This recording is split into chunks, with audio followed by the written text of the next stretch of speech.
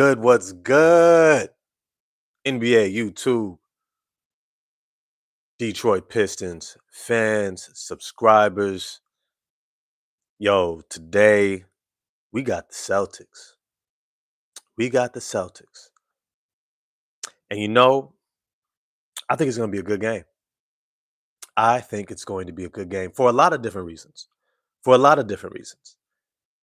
I think that teams are going to continue to challenge us. I believe that we are talented enough to keep beating teams while also having a lot to work on. That's just enough for teams to be able to hang around and keep themselves in reach to press us.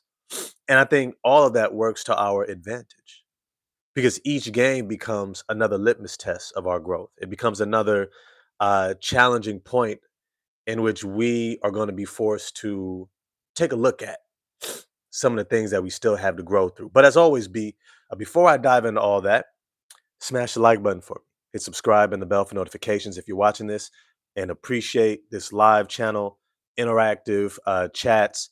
Um, Smash the like button. Remember, it's a small thing for you, but a big thing for me in the channel. So I appreciate all the love and support and y'all who continue to come through and support this channel. This has truly been a space for me to really recapture a lot of creative energy, a lot of just enjoyment for life. I love talking my shit, talking basketball. So I'm glad that all of y'all can be here and appreciate it with me. But with that, let's go. Let's go. Now, look, as always, let me caveat this.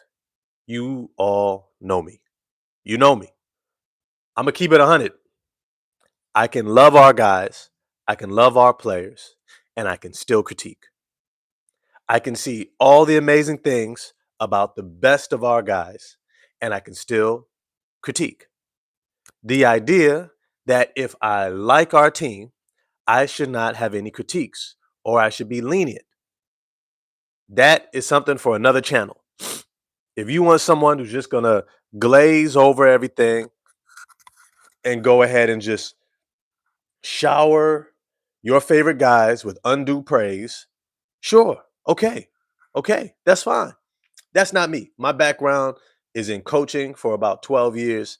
Um, Doing personal training, athletic development with basketball players all the way from elementary school all the way through semi-pro, overseas, college. That's my background. And I hoop. I love the game of basketball. I'm a purist. I'm a purist. All right. I'm not a casual who just likes basketball, who just watches it. Right. I'm a purist. I love the game for the game's sake. I love Hubie Brown. Listen, I don't know if y'all remember Hubie Brown back in the day, but when he's on there, he's dropping gems. They've kind of removed all those old coaches who used to drop gems and teach you about the game of basketball. Now it's just kind of like guys who are just colorful commentary, right? You get the Charles Barkleys and you get the Shaquille O'Neals who kind of just, talk mess and, kind of just bring some entertainment, right? Doug McMenamin, it's good to see you in the chat. It's good to see you in the chat. Gumby, it's good to see you in the chat as well. Some individuals just come to entertain you. Some like to educate. I like to do a little bit of both. Because I think we can learn about the game and we can enjoy talking about the game. I'm the guy in the barbershop who comes early, talks about sports, and stays about 35, 45, 55 minutes after my cut just to be able to keep talking about sports. That's me. I love talking about this. So I appreciate everybody for coming to the channel uh, to talk about these Detroit Pistons and the Boston Celtics for this preview. Because the reality is, Indiana ain't no Boston. Atlanta really ain't no Boston, especially without Trae Young. The teams that we've been facing, Milwaukee, ain't no Boston. Boston has championship pedigree. Boston has a core. Boston has an identity. Boston has a culture. Boston has that man who won the NBA Finals MVP, who won a championship, Eastern Conference playoffs MVP, and Jaylen Brown, who dropped 41 points on us the first time we saw them. That's who they got.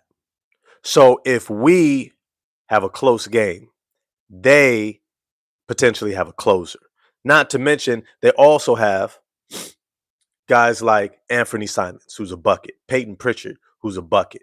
They got guys who hustle out there. They got guys like Josh Minot, and they got Anemias Keita, and they got I want to pull up my man's name real quick, Jordan Walsh, right? They got guys who are going to hustle. They got Xavier Tillman. They got guys who are going to do work on the glass and give all their energy, Luka Garza, all their energy just to boxing out, boxing out, boxing out, boxing out. Right? They have a lot of pieces. They have a lot of pieces. So today we're going to talk about how do they match up against our pieces. And to do that, we're going to have to be honest about some things. We are going to have to be honest. Not just about what we do well, not just how excited we are about this team and these players, but also some of their weaknesses. We're going to talk about some of the areas of growth that I think we have to be focused on for this game. There are some things that we are going to have to be focused on for this game, because if we are not, I think that they will be exploited. Right? Like one of the things I continuously say, teams are figuring out, if you have anywhere near a stretch big, put them out there against Durant. Maybe even put them out there against Stewart and let them just shoot away, let it fly. Just put it up. Because if you luck out into shooting 3 of 6, 4 of 8, 4 of 9, 5 of 10, oh, you're going to be right there in the game with us, because that's an Achilles heel. So what are we looking for in this game? How are we covering that three-point line and stretch bigs? Right, remember, these are all professionals. These are all NBA players. These are individuals in their own right, could be outright dominant. You take Luka Garza, you put him in the G League, he's probably G League MVP. You take Luka Garza and you put him in Spain right now, he's probably an all-star. You put him in the Australian, Chinese, you could put him in anywhere around the world. He is balling. He is balling out. So these are things that we have to consider. We have to consider these things. What's good? What's good, chat? What's good, chat? We're about to jump into this. Gretzky, yo, I haven't seen you in a minute, man. It's good to always see you in the chat. Gumby, was good? Dobelch, I appreciate the love, brother. I appreciate the love. Let me see, Doug. I tell you, there's 6 men. That dang little leprechaun could trip you up. You know, he's not a 6th man anymore. He's a starter now. Peyton Pritchard, starter now. Was good? Was good? Donovan was good. Ethan was good. D-Rock, yo, 702. It's good to see you. Thank you for the love, brother. Definitely appreciate the love. See, what up, Raj? Just showing love when I can't keep it up. I hope we can clean things up before we play Boston. You know what? That's exactly what we are about to get into. Gumby, I want more Jaden Ivey minutes, and I think we're going to get it. I want Jenkins off the bench to rest Cade a bit. I want that too. Ethan, yep, look what JaVale McGee is doing right now. These average dudes can dominate in other leagues because we have the greatest league in the world in terms of talent, depth, athleticism, positional size, and we also pay the most, right? This league is not for the faint of heart. There's no easy night. There is no off night. You might think you have an off night, and then CJ McCollum drops 40-something points against you, right? You might think it's sweet and easy, and then that guy that you weren't paying attention to just drop a 30 ball on your head. That's the talent level of the NBA. But let's get into this game. I wanted to pull up the box score from the first time that we played them in October. A month ago, we beat them by 6 points. 6 points. Now, were we at our best? I would say no. Duncan Robinson hadn't found his legs yet. He was a little bit off with his shot.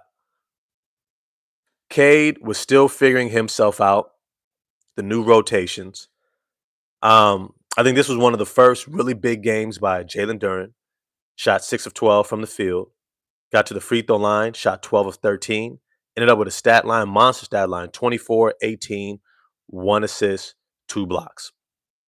Asar Thompson had a monster game, 21 points, 12 rebounds, 3 assists, 2 steals, only 1 turnover. Cade Cunningham, he had a big game, but it was a little bit rough. 25 points on 8 of 18 shooting, 2 of 5 from 3, which is what isn't bad, 7 of 7 from the line. But he also only had 3 rebounds.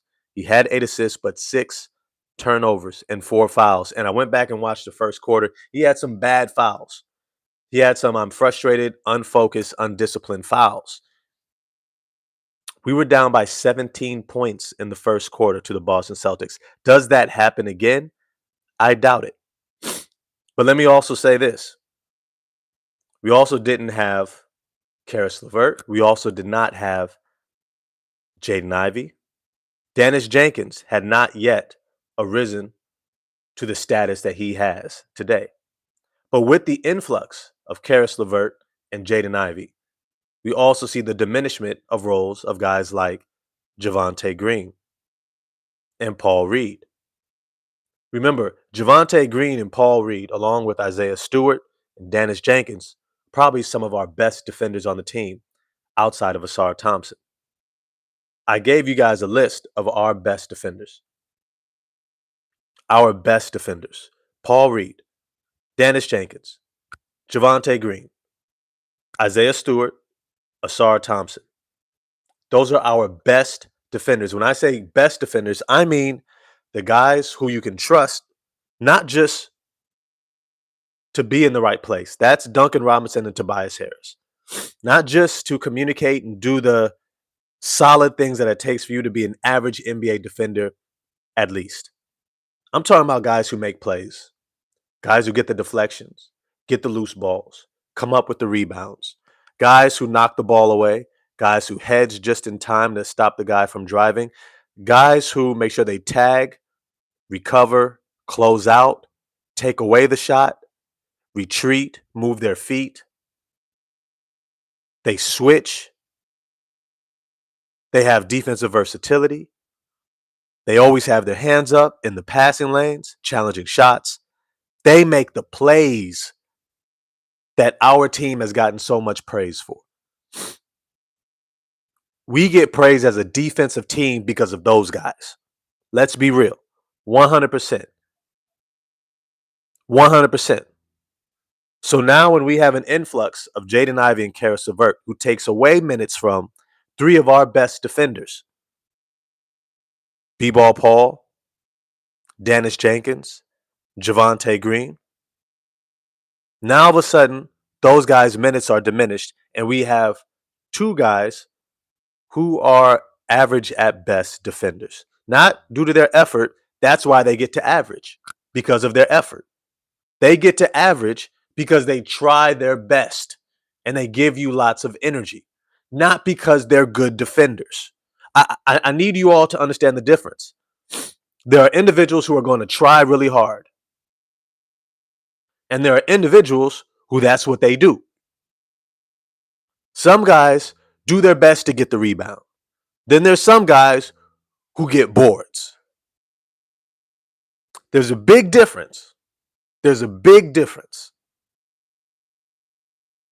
So, what happens now when we substitute 3 of our best defenders to create more space for 2 average defenders? Our defense suffers. And we saw against the Indiana Pacers, our defense looked rough at times. There were times where I saw lineups where we only had 1 strong defender out there. We only had Isaiah Stewart, or we only had Asar Thompson. And the reality is, in this new rotation, we really only have 3 strong defenders: Stu, Asar, and Dennis.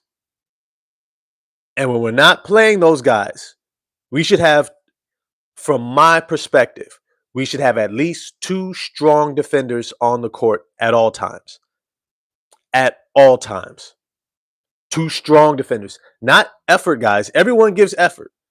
You can give effort and still be behind the play. You can give effort and still be behind the ball. You can give effort and not be in position. You can give effort and forget to box out. You can give effort and not secure the rebound. You can give effort and not be where you're supposed to be. So when you hear me critique guys like Karis LeVert, it's not because I don't like Karis LeVert.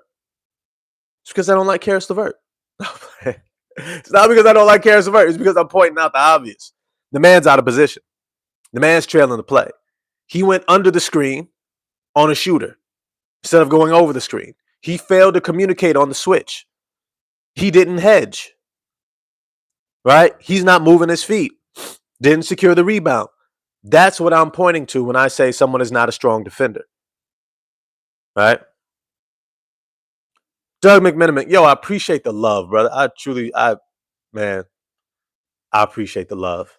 Let me see. Thanksgiving to the Pistons family in the chat. Ross, you are the only one who really includes all of us. I learned so much from you. Appreciate it. Don't always agree, but always mad respect. Thank you. You know what? Man, y'all for real, y'all don't realize life gets hard, bro. And this has become one of the spaces that makes life a little bit better. Makes life a little bit better. I appreciate y'all. Appreciate you, Doug. Appreciate all the love. Appreciate everybody who shows up in the chat. D-Rock, you as well. Gumby, he says LeVert is equal to trade bait. That's why they're playing him. Pistons know they have Jenkins. I think a little bit of that is true. A little bit of that is true. I think also I've said it many times before that JB Bickerstaff is of the old guard of coaches. Remember, his father was a coach. He came up through the ranks. He understands certain principles about the NBA. You don't mess over your veterans. If there's a guy who is potentially pressing them for minutes, who's young, when I say young, I mean early 20s, rookie scale deal. What you communicate to the veteran is this guy is on your ass. He's on your heels. He's outplaying you. Either you hoop or he's going to take your minutes. The reason why you do that is because veterans, many times, they have responsibilities. They have a family most of the time. They got kids. They got things to maintain. These are grown-ass men. These ain't kids who are just hooping for fun. So to supplant them with somebody who may not necessarily have the level of responsibility, who may not also take seriously each and every time that they go out there and play to the same degree that the veteran does, is a disrespect. It's a disservice. It undermines the veteran's presence on the team. And it also potentially can disrupt your locker room. It's not young players who get coaches fired. It's veteran players. Because if your vets don't co-sign them, you've lost the locker room. Who has the voices in the locker room? Who knows what to say, when to say it? Who has more experience and awareness of playing for different coaches, to be aware of different styles, to be aware of different strategies and ways in which to be successful, so they notice more when someone is not doing those things? Who has the wherewithal to say, hey, I'm in a contract year. If this guy is messing up, I need to make it known it's him and it's not me. The veterans. Who are the individuals who make others better, who execute your offense? It ain't the young guys. Ron Holland ain't executing no offense. It's your veterans. Duncan Robinson, right? Tobias Harris, the guys who know where to be, who will tell other guys, swing the ball, move the ball over there. So you don't undermine your veterans. Karis LeVert is getting these minutes because he very clearly sees Dennis Jenkins on his heels. Clearly. He sees Ron Holland, the young, talented guy that they're committed to, right? One of Trajan Langdon's first draft picks. He sees Dennis Jenkins beneath him. He sees Jaden Ivey's return. Duncan Robinson is balling out in the starting lineup. Not him, but Duncan. And he's beginning to understand, I got Javonte Green here as well. I'm getting squeezed. If I'm not playing well, they'll have every incentive to not play me. So he's going to give effort. I fully expect this team to come out tonight with effort. But here's the thing. Boston gives effort. Boston wants their lick back. Boston is also looking up at the Pistons, number one team in the East. I believe second best record in the NBA. And they're going, it would be a feather in our cap to knock them off. Jaylen Brown still remembers dropping 41 points against us. And as Doug just said, Boston has a good coach. I wouldn't call him a great coach, but he's a good enough coach. He's a strategist, X's and O's guys. You know, he is what he is. But this is what they're going to do. And if anything that we learned from the Indiana Pacers game, the Milwaukee Bucks game, is that if you can get up threes at volume, you will have a chance to beat us. And you know what team shoots one of the greatest volumes of three-pointers in the NBA? The Boston Celtics. The Boston Celtics. This is going to be a game that we have to be locked the freak in. Locked in. I mean, completely locked in. Because Boston is going to get it up. Boston is going to get up shot after shot after shot from that three-point line. They're going to let it fly. They're not going to hesitate. They're going to be having constant movement, guys flaring to the corner, coming off of weak side screens, jumping up to that three-point line. They're going to turn, and if they have any amount of daylight, it's gone. Luka Garza, I guarantee he's going to be shooting threes. I guarantee you anybody who can shoot a three is going to shoot threes. Josh Minot, Jordan Walsh, Jaylen Brown, Peyton Pritchard, Derek White, all these guys are going to be shooting threes. We cannot play defensively like we have the past couple of games defending that three-point line. I know Duncan Robinson is going to close out hard. I know Javonte Green would if he got the playing time, which he's probably not. But if we fall behind, I guarantee you, you're going to see Javonte Green. Because when it comes time to getting back into games, especially in the first half, JB is smart enough to go defensive. He'll go away from Karras. He'll go towards Javonte. But he's got to play Ivy. Dennis Jenkins, he usually gets first half minutes, doesn't always get second half minutes. I don't know why. Especially when we tend to go away from our offense in the second half, and that usually hurts us. And Dennis Jenkins does an amazing job getting us into our offensive sets. I don't know why we go away from Dennis Jenkins in the second half. But in the first half, he usually gets in these games. So I expect if we stumble at all, we're going to see Dennis Jenkins earlier than later. And they'll go with a defensive lineup to get us back in the game, which usually works for us because our defense is our calling card.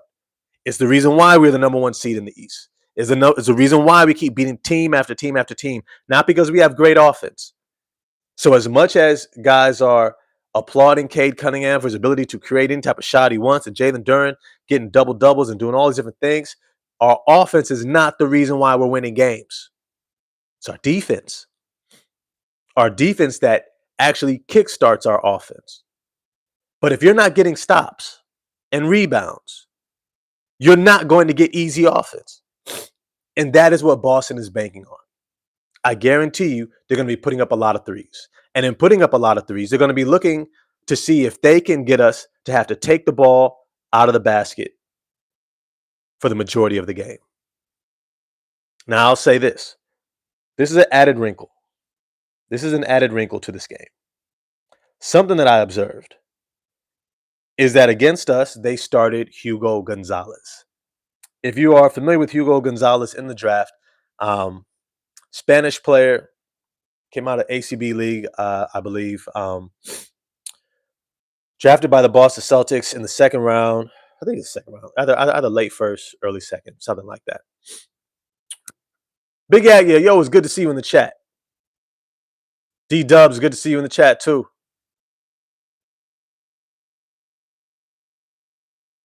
Let me just say this. Hugo Gonzalez, coming into the draft, he was applauded for a few things.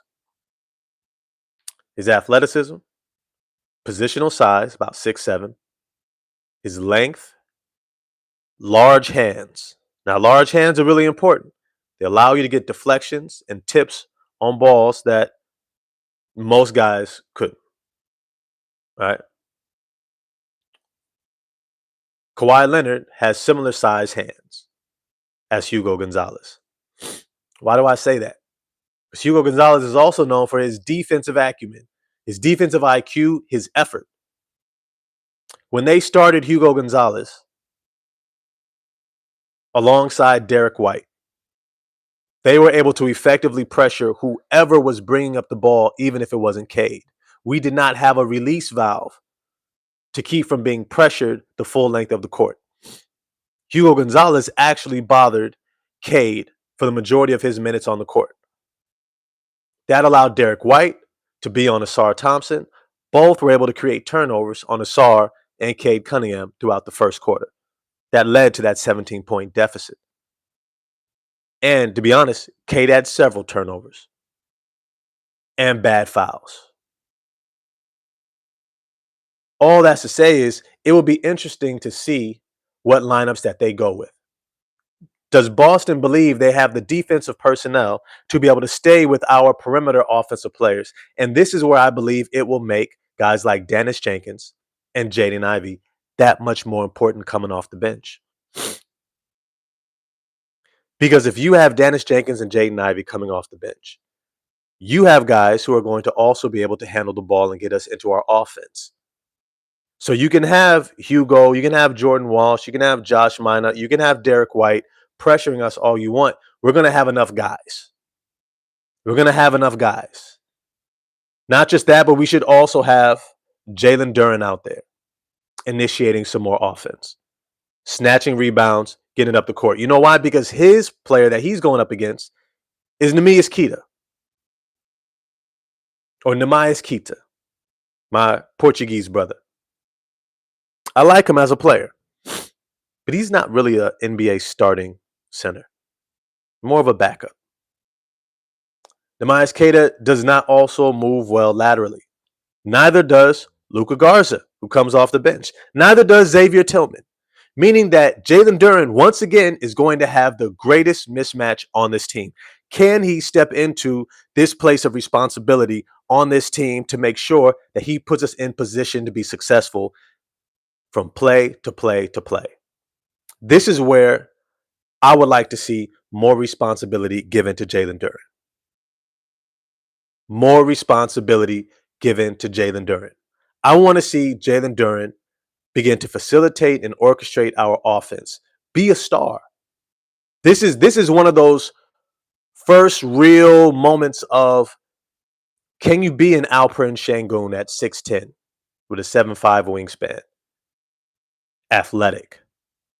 Can you be an offensive hub? Can you make the correct reads, playmaking from the top of the key, while also mixing in being aggressive offensively and putting pressure on the opposing big, getting them in foul trouble, getting to the free throw line, being that dominant force? This is one of those games. I don't need you to have a high 20s game. I need you to have somewhere around like 22, 15, and maybe 8 assists.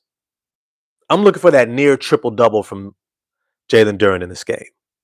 Because his ability to facilitate, to play make with the ball in his hands, should be on full display, because I don't see someone who should be able to prevent him from imposing his will in this game, as is most games.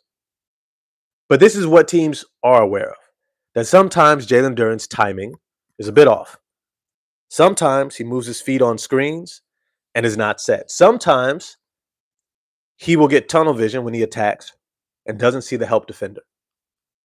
So expect Boston to look to help down on Jalen Duren often, to try to get silly fouls on him. That's how you get him off the court. The fouls and the turnovers. The fouls and the turnovers. So I completely see the Boston Celtics having this game plan. They know their weakness. They know the Detroit Pistons' potential strength. Potential strength. Remember, this is the first season of this version of Jalen Duren. Last season, the second half of the season, we got the playmaking Jalen Duren, who was rebounding and getting the lobs.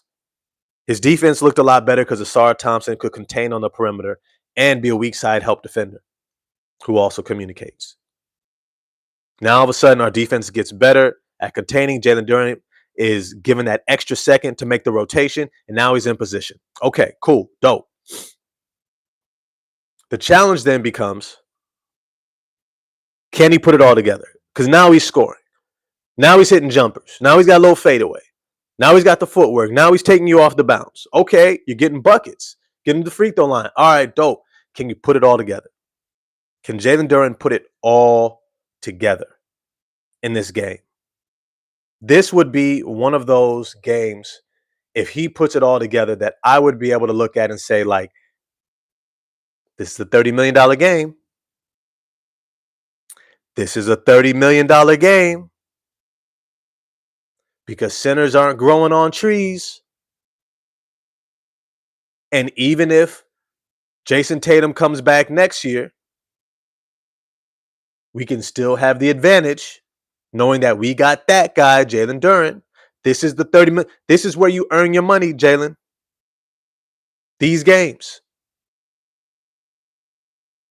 Got to be locked in. You got to be locked in.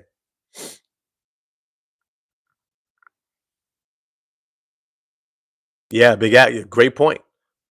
Silly fouls from Duren at the beginning of the halves, first few minutes. They will undermine all your efforts. And they have many times in the past. Yo, I got 24 people in the chat. Do me a favor, smash the like button for me. Remember, it's a small thing for you, big thing for the channel. If you're enjoying this live, definitely please continue to support. Smash the like button for me. I appreciate it. Let me get to the rest of these points.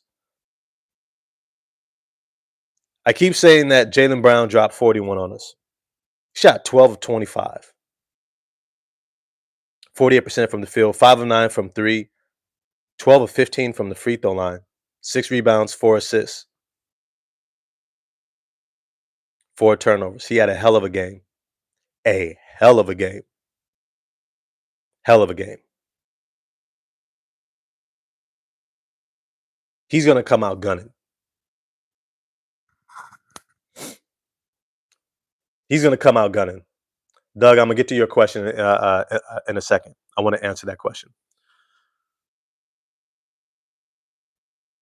I would like to see Asar Thompson on Jaylen Brown to start this game. I want to see if Asar Thompson can do to Jaylen Brown what he did to Jason Tatum last year. Completely take him out of his game. This would also be a feather in the cap of an Asar Thompson. But here's the thing about Jaylen Brown. He's going to have every trick in the book. Every trick in the book. Asar, can you stay disciplined? Remember, last game was probably the first game I seen Asar playing defense with his hands out and moving his feet. Not picking up the cheap fouls. Not just reaching in. Not getting caught with his hand in the cooking jar or grabbing a little bit. Hands out, moving his feet, taking the bump in the chest, being in position, cutting him off, challenging the shot.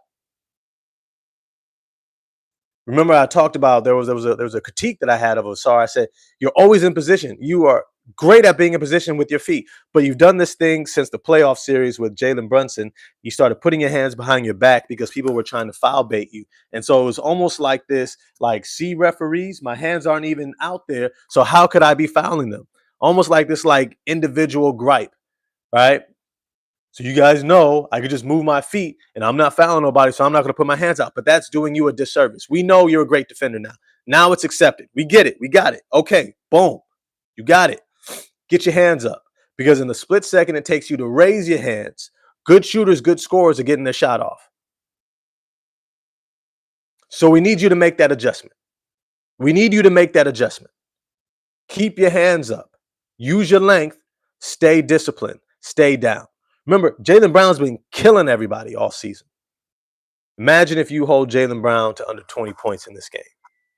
Imagine if all of a sudden you're out here shutting it down. Imagine if you're cutting him off, frustrating him, pushing him into a tough shooting night, and all of a sudden we begin to look at you like, oh, you shut him down? You shut him down? an NBA Finals MVP, Eastern Conference playoff MVP. You shut him down? I think you could do it. You're going to have to be disciplined. You're going to have to be locked in. But that is what these games are for. Yeah, you're right. Brown can get frustrated when he's challenged and tries to overplay. Facts. Let me get to your comment. What can Ivy do to improve his defense to at least match the effort he does display?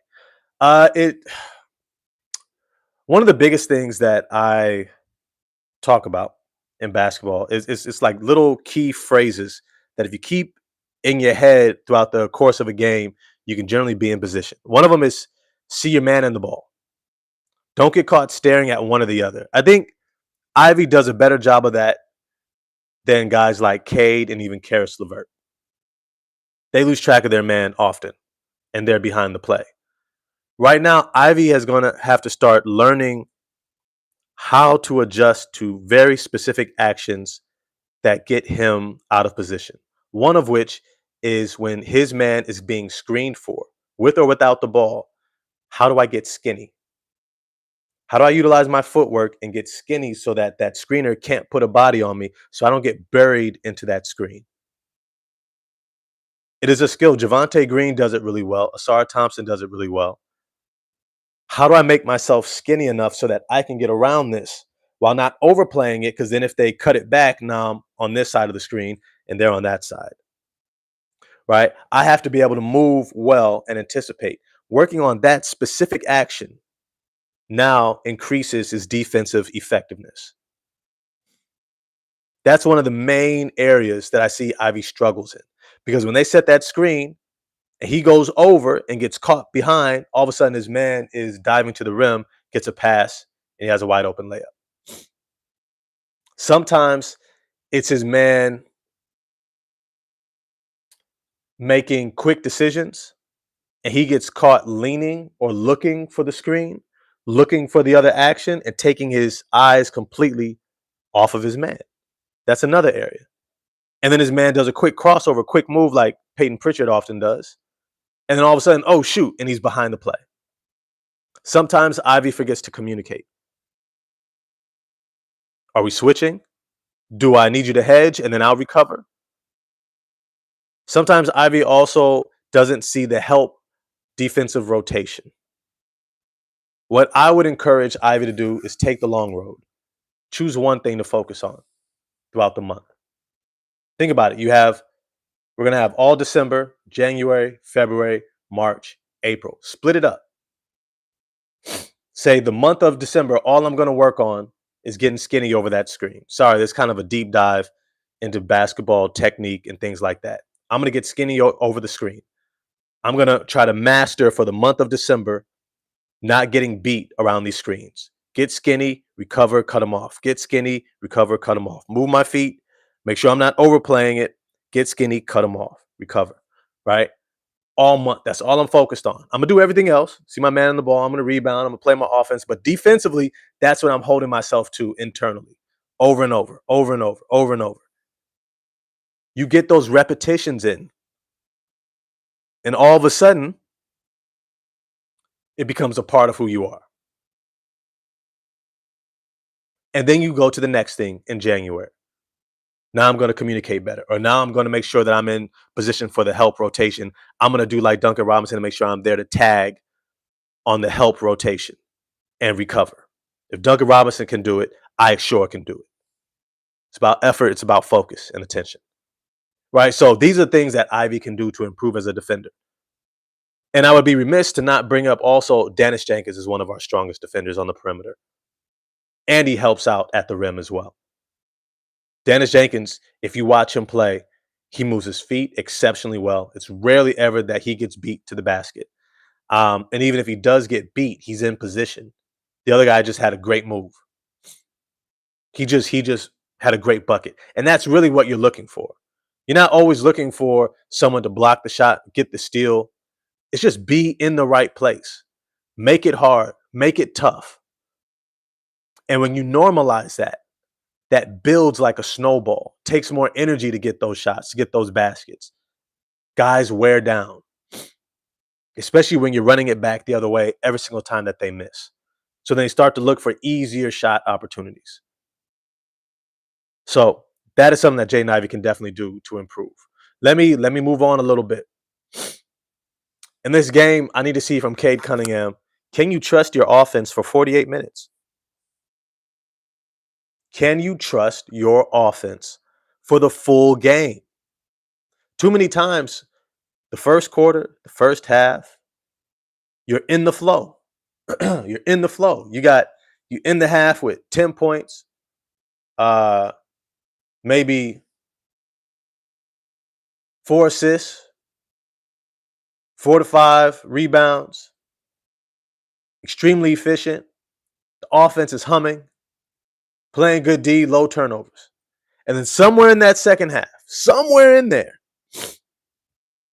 a little person on your shoulder goes, hey, bruh, you can get buckets against anybody.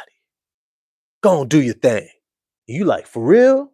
I can get buckets against anybody. Go do my thing. And the other guy on the shoulder like, hey, man, you should probably make sure you use your team, though. Stay in the flow. The other guy on the shoulder, man, forget him. He don't know what you're talking about. You like, hey, man, come on now. We're a part of a team. Man, forget that. You the one. You him. Think Kobe. He's over here. Come on now. You got Brandon Roy. Come on now. We got Penny. You can pass. Man, shut up with all that. Oh, come on, man. And all of a sudden you get back for it and you go, yeah, we can get buckets. And all of a sudden, Demon Time Cade comes out. And you start playing ISO ball. And all of a sudden, you get locked into you. And you forget about the team. I'm not saying you don't get assists. You might throw a lob, but you become heliocentric. There are points in the second half, game after game after game, whether we need it or not. Cade forgets to run offense. Cade starts wanting to bring the ball up every single time, despite how much he's being pressured 94 feet and how much that wears him out. It takes away his legs. Now his three-point jumper is short. Now he doesn't have the effort and energy on the defensive end. Now no one else is in an offensive rhythm because no one else is touching the ball. Cade brings it all the way up, gets turned 5 times, barely crosses half court, and then he wants to take the shot too. And he's going to take a long time to get into his shot. So it slows down the offense. It bogs it down, and then hopefully he makes it. Hopefully he doesn't turn it over. Instead of just passing the ball ahead, run down the court, staying in the flow. If it's working, why change it? Yep, hero ball. And then the team starts standing around looking at him. I'm not saying Cade is a bad player. He's an amazing player. But this is something that you have to figure out internally. Jordan knew how to do it eventually. Jordan said, these are my spots. And I'm going to get to my spots. And I'm going to score 8 points every quarter. I'm going to shoot highly efficient shots. And then I'm going to make sure everyone else eats. I'm going to make sure Kukoc is eating. I'm going to make sure Scotty is eating. I'm going to make sure that Paxson or Kerr, I mean, he ain't worried about Kerr eating, but he was make sure that Paxson was eating or JB, what's his name? BJ Armstrong was eating. He makes sure Cartwright was eating. Maybe not Horace Grant because they was funking a lot, right? Horace Grant tried to slap him. You know, all to say is that he understood how to make sure he got his in the midst of his team coming along with him. Cade, what I'm looking for in this game is that for a full game, you bring your team along with you, that you play within the flow and the scheme. I want to see you call Asar Thompson back to you and tell him, you initiate. Duran, you got it. I'm going to run down the court and trust that you guys will get me the ball. I can play within the flow for a full game. If we need you to turn it on, I trust that you will know that moment. I trust you can notice those moments. But here's the thing. If we're getting defensive stops and you're snatching rebounds, are they able to pressure you full length? Many times, no. And if they do, you got Ivy, you got Asar, you got Duran to pass the ball up ahead to, get the assist. And if they don't, we know what you do in transition. You're one of the best transition scorers in the NBA. Too much size, too much skill, too much athleticism, too much touch. You get to the rim at ease, finish, boom, it's a bucket. That's what you do. There are other ways to be aggressive within the flow outside of taking everyone out of the offense, having them all stand around and watch you do your thing. It's not because you can't, it's because of the team. When you have too many possessions like that, the team slows down. People stop moving. People stop cutting. Everyone just stands around and watches you, and it gets harder and harder and harder on you, Cade. It gets harder on you. Yeah, it is crazy. Cade did point it out after the last game. Great point.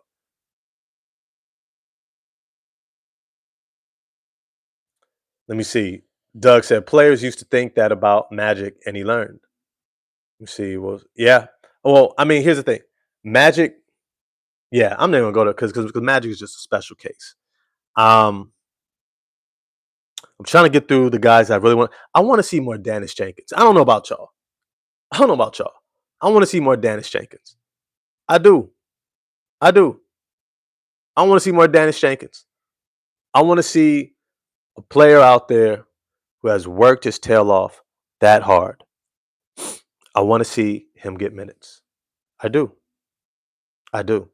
He, every single time he's been on the court, I come away with thinking, damn, those were good minutes. Damn, those were good minutes. Every single time. I never see Dennis Jenkins on the court and not feel like it was good minutes. He's shooting 47%, 46.9% from the three-point line. He's knocking down his threes. He gets to the rim, gets to the bucket, gets to the basket, and he scores. He makes the right reads. They can't pressure him because he's got too much downhill speed and positional size. He gets the ball up. He gets us into our offense. He facilitates. Guys are getting the ball in their spots. We're getting good shots every single time he's out there. He contains on the perimeter. He moves his feet. He communicates on offense. He competes with that competitive Detroit basketball cultural style of play. He's a competitor. The way he competes, it feeds everyone else. That's why Isaiah Stewart is so important. That's why Ron Holland is so important. Their energy is infectious. The Golden State Warriors, they got one of those guys in Draymond Green. Now they got two with Jimmy Butler. Right? Usually on most teams, there's just one or two guys who have that infectious defensive effort play that guys feed off of. It gives them energy. It inspires them to play because remember, it's an 82-game marathon. It's hard to always get up for every single game. It's hard to always get that edge about you. But when you got somebody out there who that's how they naturally play, that they evoke that competitive fire from you, that is a feather in your cap as a team. You got to make sure that those guys are in your rotation. Now I can go also to Paul Reed, right? B-Ball Paul, Javonte Green. These guys are also those guys. Asar Thompson, he's more of just a defensive phenom. You know, he's the few. He's the, you know, he does it with a straight face, almost like Tim Duncan. I would love to see more fire out of Asar Thompson, if I'm honest. You know, but he just has kind of that stoic affect. All it's to say is, I want to see Dennis get more playing time because he does so much for us on both ends. And there's a real need for him. There's a real need for Dennis Jenkins. Look, I love what Jaden Ivey does. He doesn't do what Dennis Jenkins does. He doesn't. I want to see more Dennis. I also think having a backcourt of Dennis and Ivy off the bench could be huge for us. It could be huge. One, because Dennis is a really good shooter on and off the ball. But also because he could set up Ivy. Makes the game easy for him. Why would we not want that? And he plays great defense. I want to see more Dennis Jenkins in this game. One of the last things that I'm still looking for is from Isaiah Stewart. Isaiah Stewart, I need to see you understanding your advantages. What do I mean by that? Understanding your advantages. Okay, Isaiah Stewart, you're 6'8", 6'9" on a good day, right? It's nice and warm outside. You're stretching, you got your massage in, you had a good nap. You get up that day and you're just really standing tall. You might hit 6'9". On a rougher day, you might be 6'7 3/4". There's a range for you. I don't want to see you trying to post up a 7-footer. I want you to lean into your pick and pop game. Why? Why is that important? Because when you are consistently stretching the floor, let's remember, Isaiah Stewart has shown he is officially an effective stretch big. I'm not saying that's all he does. I'm saying that he is extremely effective at it. When he is out there shooting threes, it looks smooth. It's been consistent. It's been a real threat. Let me see what he's shooting on the year. We get to his seasonal stats. Here we go. He's shooting 40% from the three-point line on only 2.9 attempts. 40%. Isaiah Stewart, I want you to shoot more threes. Pick and pop. Cade should almost automatically know it's pick and pop with Isaiah Stewart. If there's not an undersized big, if it's not Xavier Tillman in there, it should be pick and pop. If it's not Chris Boucher, who may get a lot of burn in this game because he can shoot a lot of threes. I would like to see Isaiah Stewart in his pick and pop bag. It doesn't mean you can't rim run in transition. It doesn't mean that you can't post up mismatches when there's a switch. Please do it. Please do it. I want to see that. That's smart basketball. But I want to see pick and pop. I want to see more threes. If you're shooting 40%, bro, that's probably the third best behind Duncan and Dennis. If you're shooting at that rate, why not keep shooting it? Especially when this team needs three-point shooting. Keep shooting it. Keep shooting it. It's going to open up our offense.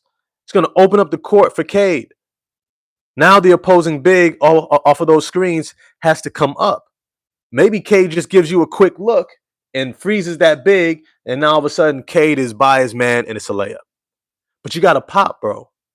Because when you roll into a congested paint, all it does is clutter things up. And even if you get the ball,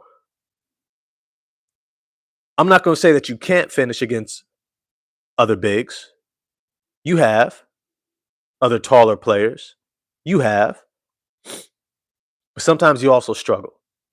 Sometimes you also fumble the ball. Sometimes you also get it blocked. Sometimes you also just miss the shot shooting over a 7-foot Jay Huff instead of just popping and having a wide open three.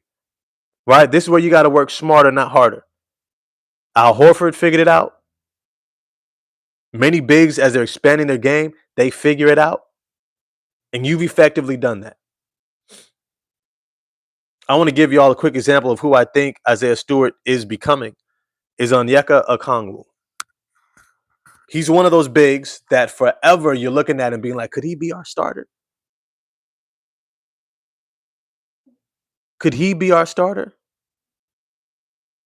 Doug said, well, checking the NBA stats, and the two best three-point shooters are Ivy and Paul Reed.